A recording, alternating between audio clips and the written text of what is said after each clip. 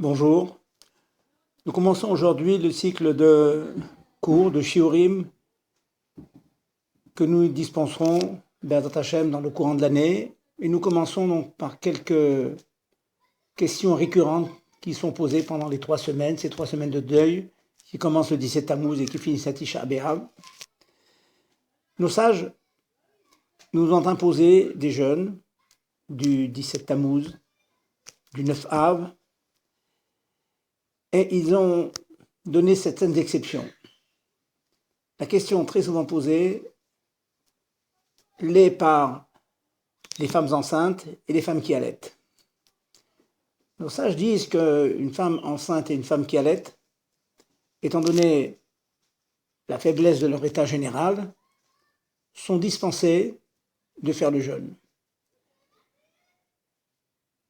Il est même permis à une femme qui a accouché, même après qu'elle a cessé d'allaiter, tant qu'elle est dans les 24 mois qui ont suivi l'accouchement, elle est considérée comme malade, comme faible, elle a le droit de ne pas jeûner. Il y a une autre exception qui est dans toute situation générale de faiblesse et de maladie, elle peut rompre le jeûne et même ne pas commencer le jeûne. Et nous avons même le jour de Tisha B'Av qui est différent des 3 premiers jeûnes, dans la mesure où les femmes enceintes et les femmes qui allaitent, pour lesquelles je viens de dire qu'elles peuvent rompre le jeûne, pour le jour du 9 Av, elles sont tenues de faire ce jeûne. Cependant, il y a quelques exceptions, qui est la suivante. Toute personne en état de maladie chez Enbo Sakana, une maladie qui ne présente pas un danger, mais qui cependant exige de manière générale que l'on s'allonge, que l'on appelle un cholé chez Enbo Sakana, qui n'est pas en danger, mais qui est dans un tel état de faiblesse qu'il est obligé de s'aliter. Dans ce cas-là, eh bien, même le jour du Tisha B'Av, cette personne peut rompre le jeûne, peut manger. Prenons un exemple. Une femme qui accouche, dans les 30 premiers jours qui suivent son accouchement, les 30 premiers jours, eh bien, elle est considérée comme chola, comme malade, et il lui est parfaitement loisible, permis de rompre le jeûne et de manger. Donc, une personne malade, alitée, une femme accouchée dans les 30 jours qui suivent son accouchement, ont tout à fait la permission de rompre le jeûne et de manger. Il n'est pas nécessaire qu'elles mangent des petites quantités, elles mangent selon leurs besoins. Bien sûr, en se privant, on va dire, des bonnes choses, des bonnes sucreries, en mangeant des choses frugales, mais qui la nourrissent et qui la mettent en santé. La particularité que nous avons cette année, 5775, c'est que le tzom, le jeûne de Tisha B'Av, est repoussé, puisque Tisha B'Av tombe Shabbat. Donc il est repoussé, il est nitra à Yom Rishon, à dimanche. Dans la mesure où ce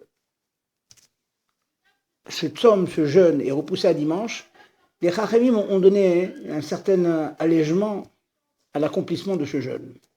Le Makor, la source de ce din, de cette permission dont je parle maintenant, est dans le Shulchan Aruch, dans le Siman Taf Kuf Nun Tet, où il est dit que s'il y a une mila, une circoncision, qui tombe le jour de Tisha B'Av Nitré, donc Tisha B'Av qui tombe Shabbat et qui est repoussé à dimanche, il est permis au Baal Ebrit, ça veut dire au papa du petit enfant qui vient de naître, au Moël et au Sandak, ces 3 personnes ont même la permission de manger le jour de Tisha B'Av après la Mila, la Seouda de la Mila. De cette halakha, de cette permission, nos sages, c'est rapporté dans le Shulchan Aruch, un des grands poskim, Rabbi Akiva Eiger, dit que si on permet au Baal Ebrit de manger un jour du Tisha B'Av qui est repoussé à dimanche, à plus forte raison, il est permis à une femme qui allaite, à une femme enceinte, il lui est permis de rompre le jeûne. Donc, ce qui veut dire que le Tisha B'Av qui est repoussé à dimanche prend le même din que les autres jeûnes, à savoir celui du 17 Tammuz, celui de Tzom Gedalia, pour lequel nous avons dit qu'une femme accouchée, une femme enceinte a le droit de rompre le jeûne, et même une femme accouchée, comme je l'ai dit tout à l'heure, pendant les 24 mois qui suivent l'accouchement, donc 2 ans, arrivé à l'âge de 2 ans du bébé, eh bien, cette année, Tisha B'Av tombant dimanche, elle a le droit de rompre le jeûne. Donc c'est une halakha qui est extrêmement, je vais dire, populaire, parce que de nombreuses fois, les femmes sollicitent une permission éthère de pouvoir manger ou boire, parce que le fait d'allaiter exige beaucoup de force et beaucoup de liquide, bien sûr. Et donc cette année, nous avons la chance, puisque Tisha B'Av est repoussé, de permettre à ces femmes qui ont un enfant de moins de 2 ans de pouvoir rompre le jeûne, comme tous les autres ta'aniot de l'année qui sont moins chamourim, moins lourds que Tisha B'Av. Le tzom de Yom Kippour, Bezrat Hashem, nous aurons l'occasion d'en parler. Étant donné que c'est un tzom, c'est un jeûne qui est minatora, il est plus lourd que Tisha B'Av, et pour donner la permission à une femme accouchée, à une femme enceinte, de manger, de rompre le jeûne, demande des conditions beaucoup plus drastiques pour pouvoir rompre le jeûne. Nous aurons, Bezrat Hashem, l'occasion d'en parler.